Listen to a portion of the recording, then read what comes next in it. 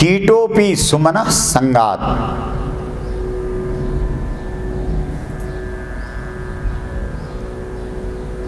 कीटोपि सामान्य कीड़ा भी फूल के संग से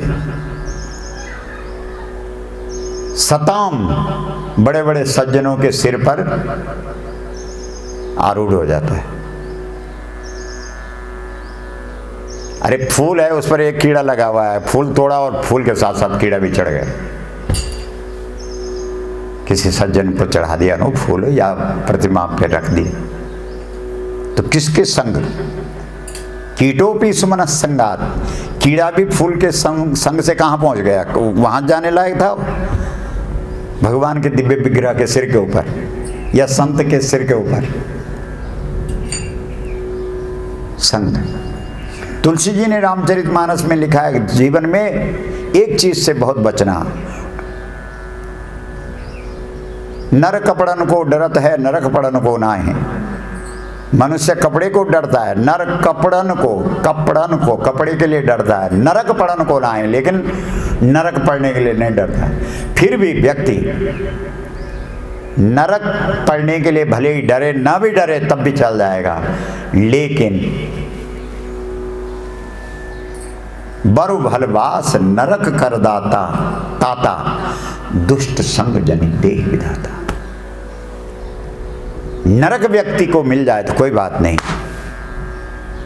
क्योंकि नरक जैसे हमारा पाप पूरा हो जाएगा तो नरक से छुटकारा मिल जाएगा, लेकिन एक बार कुसंग कर दिया तो दुष्ट संग जनि देहि विधाता, उस कुसंग से फिर छुटकारा नहीं होता।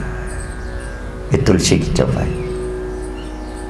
तो जो दू योधन,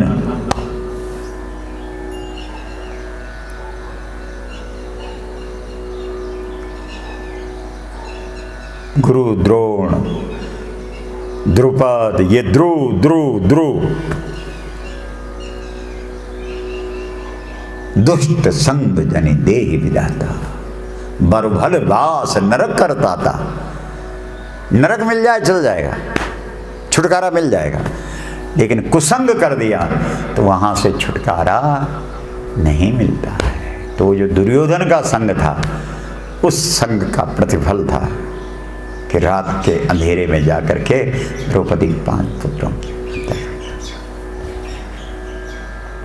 सत्संग का असर धीरे धीरे होता है और कुसंग का फल तत्काल।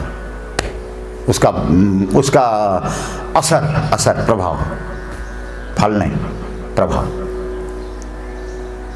तुरंत। हमने कल भी चर्चा करी कि नीचे गिराने में क्या लगता, कुछ भी नहीं लगता, 1 सेकंड लगेगा। ऊपर चढ़ाने में तो बहुत मेहनत करनी पड़ती। सत्संग तुम्हें ऊपर उठाता है और उसका प्रभाव जब बहुकाल करिए सत्संगा। अच्छी बात है, तुम गौ की चर्चा सुन रहे हो, समझ में नहीं आ रहा, बहुत मुश्किल से। हाँ चलो सुन लेते हैं क्या है, कैसे है। बीज अंकुरित होता है जब खेत में नमी होती है। ये ज्ञान अंकुरित होता है जब श्रद्धा की नमी होती है, वो भी धीरे धीरे। जब बहुकाल करिए सत्संगा, ये छोटा फल थोड़ी है कि 1 मिनट में फलित हो जाएगा, अंकुरित हो जाएगा।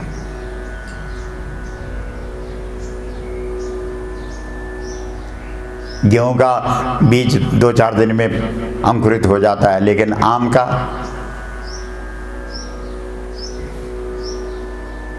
कितना समय लगता है। इसलिए वो दुर्योधन के संग का असर था तत्काल।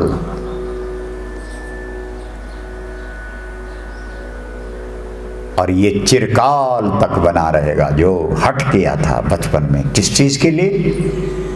गौ दुग्ध के लिए। तो अश्वत्थामा चिरंजीवी बने हैं केवल मात्र गौ दुग्ध के हट के लिए, गाय के हट के लिए। क्योंकि मामा के घर में गौ के दूध का सेवन किया था। बोलो गौ माता की मां। विचार करो। अश्वत्थामा। दूसरा चिरंजीवी कौन है? बलि।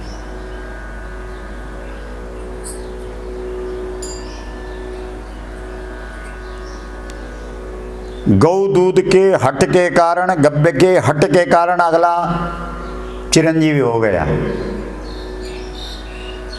हमने एक दिन पहले भी चर्चा करी थी कि भारत का आप इन बातों को जरूर आगे बढ़ाएं, शेयर करें। इसका श्रवण करने से पहले शेयर जरूर करें। हमने कहा था अशोक स्तंभ इस देश का राष्ट्रीय चिन्ह है, लेकिन उस अशोक स्तंभ पर घोड़ा भी है, सिंह भी है और बैल भी है। हमने पहले भी एक दिन चर्चा करी थी, आपने संज्ञान में लिया हो न लिया हो। बाघ इस देश में राष्ट्रीय पशु है, उस पर कोई हाथ नहीं उठा सकता। घोड़े को कोई नहीं मारता है, बैल क्यों कट रहा है?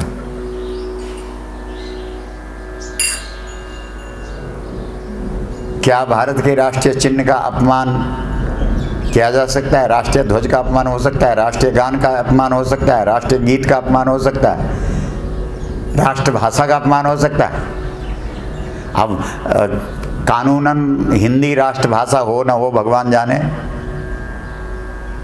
लेकिन लोक व्यवहार में तो इस देश की भाषा कौन है? हिंदी है ना। कानूनन नहीं है शायद, लेकिन लोक व्यवहार में तो हिंदी है। तो फिर आज इतने जिस शब्द से, जिस महामारी से पूरा देश बंद हुआ, उसका हिंदी शब्द क्यों नहीं दिया गया? किसी को फुर्सत ही नहीं इस पर चिंता। हिंदी शब्द क्यों नहीं दिया? संस्कृत शब्द क्यों नहीं दिया इसका?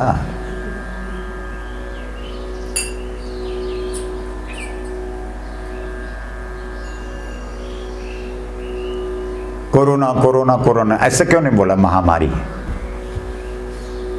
बोलने से क्या होता है? अच्छा, अगर अच्छा शब्द बोले तो तुम्हारे जीवन में कितने, तुम्हारी कोई प्रशंसा करे तो बड़े खुश होते हो, और अगर हम अपमान कर दें तो आग बबूला हो जाते हो। तो हमने क्या किया? हमने तुम्हारा गला थोड़ी दबाया, या किसी ने हमारा गला थोड़ी दबाया। शब्द ही तो है। शब्द की कितनी शक्ति है, शब्द में कितनी ताकत है। तो उस देश का क्या होगा, ध्यान रखना। तोते को लोग गुलाम बना देते हैं क्योंकि तोता अपनी भाषा, और कौवे को किसी पिंजरे में आज तक बंद नहीं किया, क्योंकि कौवे की एक खूबी है, वो अपनी भाषा नहीं भूलता है, नहीं छोड़ता है। कई लोग ऐसा भी बोलने वाले कम नहीं है इस देश में, जो बोलेंगे देखो इस मूर्ख को, उसको भाषा के चक्कर में पड़ा। अरे शब्द का असर है।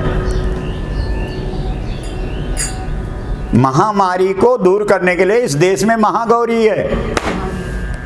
महागौरी चाष्टमम, महान गाय, यही 8वीं देवी है, जो जब जब तुम पे प्रकृति में, अष्टमी जो तिथि है वो प्रकृति की वाचक है, 8 का जो अंक है वो प्रकृति का वाचक है। 8 हमेशा बढ़ता और घटता है। 8 दूना 16, 6 और 1 7, 8 3 24, 4 और 2 6, 8 चको 32, 3 और 2 5। 8 का अंक कभी ऊपर जाएगा कभी नीचे जाएगा, क्योंकि प्रकृति का वाचक है। और 9 का अंक ब्रह्म का वाचक है। 9 एकम 9, 9 दूना 18, 8 और 1 9, 9 3 27, 7 और 2 9, 9 चको 36, 6 और 3 9, 9 9 9 9 9 9 करते रहो, 9 ही रहेगा। 9 शब्द ब्रह्म का वाचक है, 8 शब्द प्रकृति का वाचक है। और प्रकृति कभी घटती है कभी बढ़ती है। और 8 अष्टमी का, जगत का, प्रकृति का जो नेतृत्व करती है उस देवी का नाम है महा, बोलो, गौ इति च अष्टमम।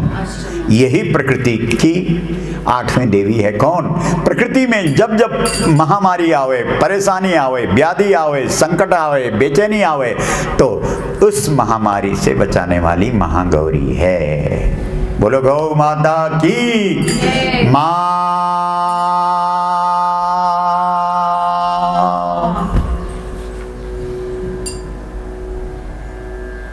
शब्द का भी असर रहते।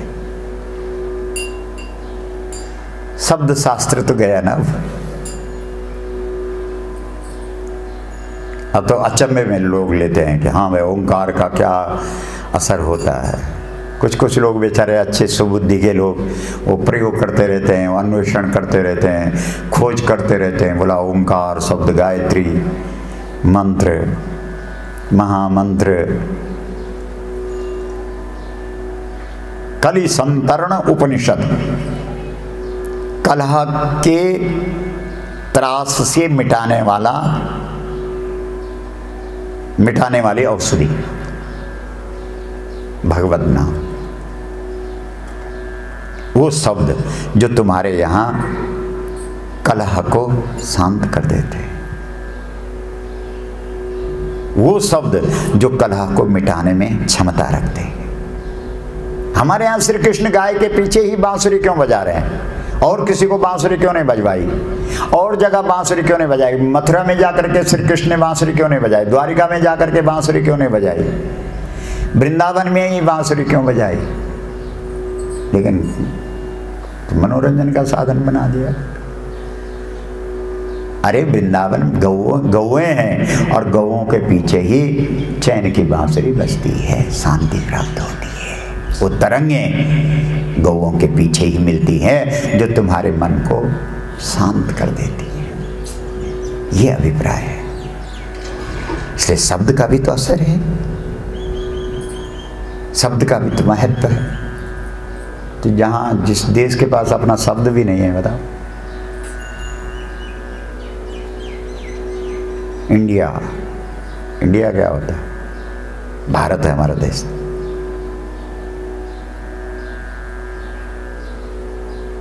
विदेशी लोग आकर के कोई नाम हमारा रख दें।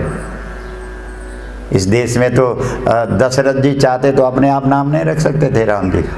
दशरथ तो राजा हैं। कितने गुण हैं दशरथ में। तुलसी जी ने क्या क्या लिखा है? धर्म धुरंधर गुण निधि ज्ञानी, हृदय भगति मति सारंग पान। कितने विशेषण दिए? धर्म धुरंधर, धर्म में जो प्रथम स्थान है, जैसे संपूर्ण गुणों के जो निधान है, गुणों के जो समुद्र हैं, निधि, भंडार, खजाना, अष्ट सिद्धि नवनिधि, धर्म धुरंधर, गुण निधि, ज्ञानी। कितनी विशेषताएं हैं ऐसे व्यक्ति को।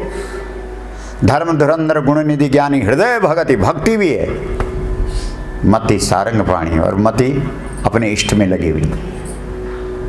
सारंग धनुष को धारण करने वाले भगवान राम के चरणों में जिनका प्रेम है।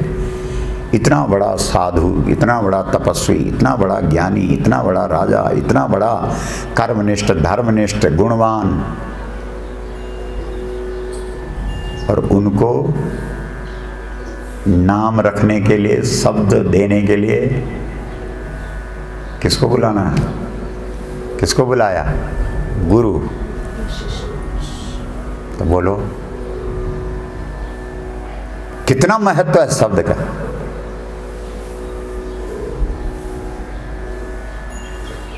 कितना प्रभाव है शब्द का।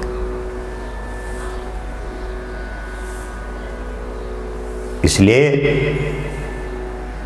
महामारी को दूर करने वाली शक्ति हमारे पास है, उसे जानो पहचानो, और वो महागौरी है।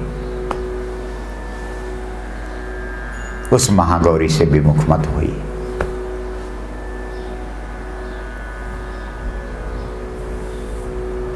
हमारे साधुओं की साधना, हमारे तपस्वियों का तप, हमारे याज्ञिकों का यज्ञ, हमारे योगियों का योग, हमारे उपासकों की उपासना, और हमारे साधकों का साधना, सिद्धि, सिद्ध, गाय पर आश्रित, गावा प्रतिष्ठा दानम। ये प्रतिष्ठा, केवल प्रतिष्ठा का मतलब प्रतिष्ठा नहीं, आश्रय है। संपूर्ण प्राणियों का आश्रय है, गाय है।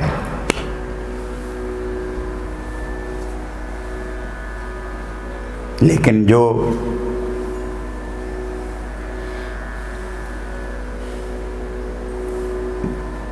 मोह निशा सब सोवनिहारा, देखे सपन अनेक प्रकार का। जो मोह रात्रि में सोए हुए लोग हैं, देखे सपन अनेक प्रकार के सपन देख रहे हैं, वो क्या समझेंगे इन बात।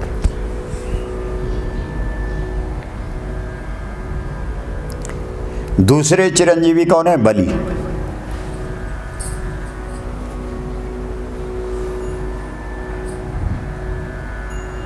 बलि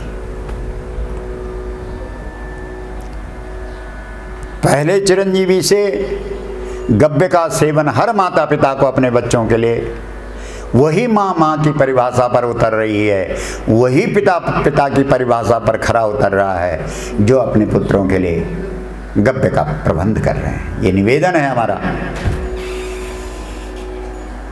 इस निवेदन को, इस आग्रह को, इस प्रार्थना को आप सब जगह पहुंचाओ।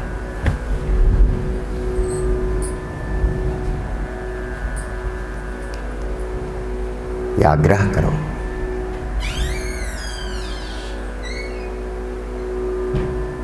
ये दुराग्रह नहीं, आग्रह है। तुम और व्यवस्था कर सको न कर सको, लेकिन ये व्यवस्था सबसे पहले है। अगर तुम भारतीय संस्कृति के उपासक हो तो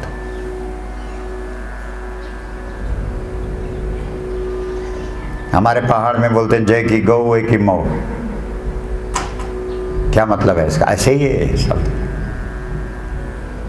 लोग बद्रीनाथ, केदारनाथ, गंगोत्री, यमुनोत्री हैं। एक भाई बोल रहा था, बोला बद्रीनाथ की पूजा दक्षिण के ब्राह्मण के द्वारा होती, केदारनाथ की पूजा भी मध्य भारत से व्यक्ति आते हैं। अभी वही समस्या पड़ी हुई है, वैसे प्रबंध हो रहा है, पट खुलने की व्यवस्थाएं चल रही। मतलब क्या है? क्योंकि बद्री केदार, हमने बार बार इस बात को बोला है, यहाँ आज भी वहाँ के शब्दों को सुनो, वहाँ के नर नारियों की भाषा सुनो। एक गौ, उनकी हर बात में गौ है। ये क्षेत्र गौ का है और इस गौ की महिमा केवल यहीं तक सीमित न रहे, वो पूरे उत्तर से लेकर के और दक्षिण तक और पूर्व से लेकर के पश्चिम तक फैले। इसके लिए आदि शंकराचार्य जी ने ये व्यवस्था करी। इसीलिए तो आपको बार बार बोलता हूँ कि भाई इसको फैलाओ, आगे बढ़ाओ, इसको शेयर करो। यही तिलक है व्यासपीठ का। इसका मतलब क्या है? आदि शंकराचार्य जी ने दक्षिण के पंडित जी के द्वारा दक्षिण का रावल बद्रीनाथ की पूजा करेंगे, वही छुएंगे उस मूर्ति को। क्या मतलब है? ये हिमालय की, ये देवभूमि की, ये दिव्यत्व की, ये देवत्व की जो संस्कृति है, जो आचरण है, जो प्रकाश है, जो ज्योत है, ये यहीं सीमित न रह जाए। ये जो 6 महीने के बाद पट खुलता है और ज्योत दर्शन होता है, ये ज्योत का दर्शन केवल यहीं न हो, इस ज्योति का दर्शन पूरा भारत करे, पूरे कर्म भूमि की। कर्म भूमि है, भारत भूमि है। इस भारत भूमि का हर व्यक्ति तक ये संदेश जावे, इसलिए दक्षिण के रावल जी हम पूजा करेंगे।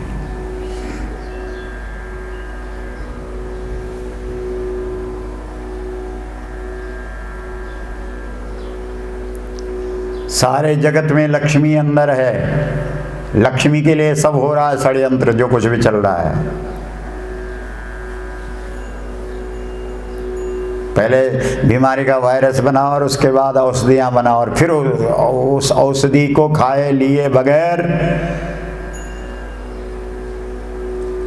तुम उठ नहीं सकते, चल नहीं सकते। नियम बना लो, क्योंकि नियम वो बनाएगा ना।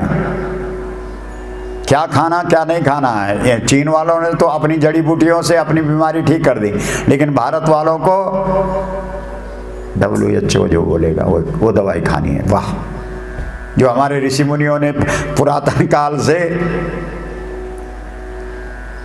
मृतक लोगों ने, मृतक गुरु गोरखनाथ ने तो मरे हुए को जिंदा कर दिया था। जो ऐसी ऐसी संजीवनी इस देश में है जो मृतक को भी जीवित कर देती है। नहीं नहीं नहीं, आदेश का पालन करो। अच्छा, जो औषधि है, संजीवनी है, उसका उपयोग नहीं कर। नहीं, इसी के लिए तो सत्ता होती है, कैद कर दिए जाओगे।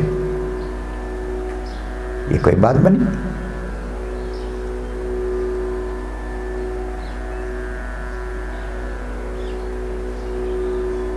ये कैसी स्वतंत्रता है? तो पूरी मानव जाति को स्वतंत्र करना हुआ, गुलाम बनाना हुआ।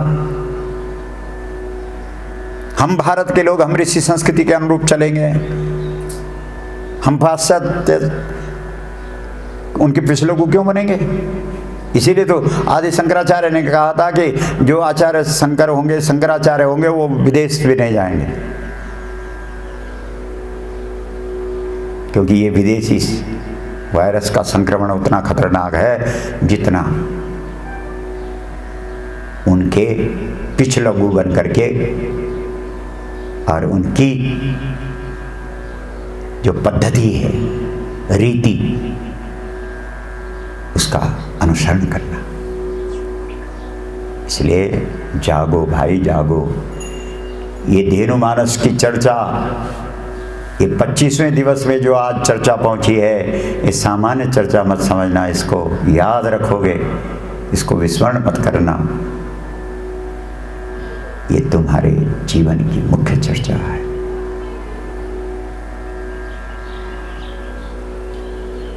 इस देश में जब सामने चर्चा होती है तब उसकी लोग उपेक्षा करते हैं, लेकिन जब चर्चा गोस्वामी तुलसीदास जी का रामचरितमानस, उस समय लोगों ने बंद करवा दिया काशी विश्वनाथ के मंदिर में, लेकिन आज उसी काशी में रामचरितमानस मंदिर है, जिसमें रामचरितमानस के हर चौपाई लिखी गई है, उकेरी गई है।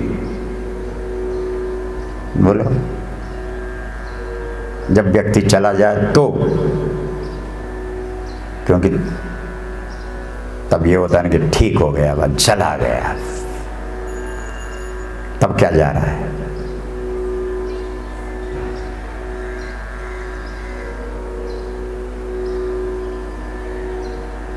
सामने पे होगा तो उसकी पूजा करनी पड़ेगी, जब सामने नहीं रहेगा, चला जाएगा, तो जो पूजा करने वाला है उसकी पूजा होगी।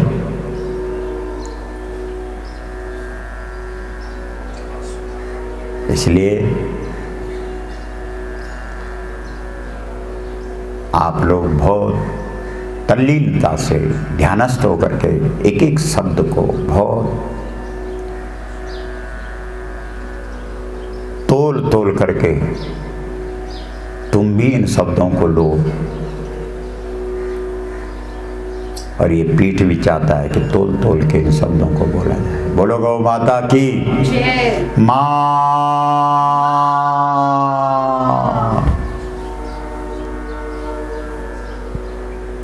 बलि ने दिया है, बस बलि के पास क्या है? अश्वत्थामा बलि। दूसरा जो चिरंजीवी है वो बलि है, तो बलि ने क्या किया? बलिदान दिया है, त्याग है उसके जीवन। हमने एक दिन पहले भी चर्चा करी थी कि बलि के पास भगवान बौना बन के आया है, बामन बन करके आए, छोटा रूप रख करके आए। मांगने वाला हमेशा छोटा ही होता है, कितना भी बड़ा है जो मांग रहा है तो छोटा है। लोग कहते भी हैं व्यवहार में, मांगना भला न बाप से।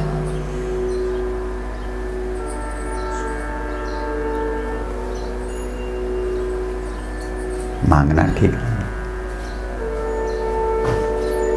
कोई प्रश्न तो नहीं कर रहे हैं ना? देखो, मांगना ठीक नहीं है, लेकिन देव शक्ति के लिए, देवत्व के लिए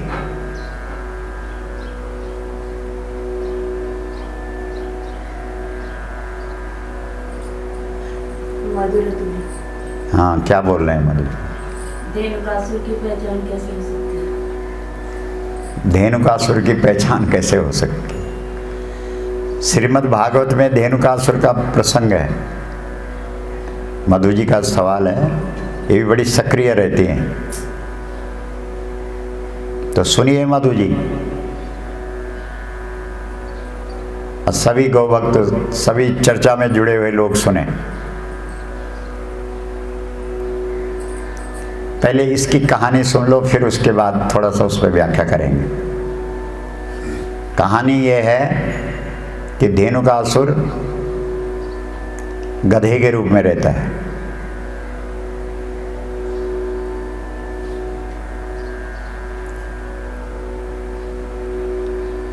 असुर, है असुर, लेकिन नाम क्या है? धेनुकासुर।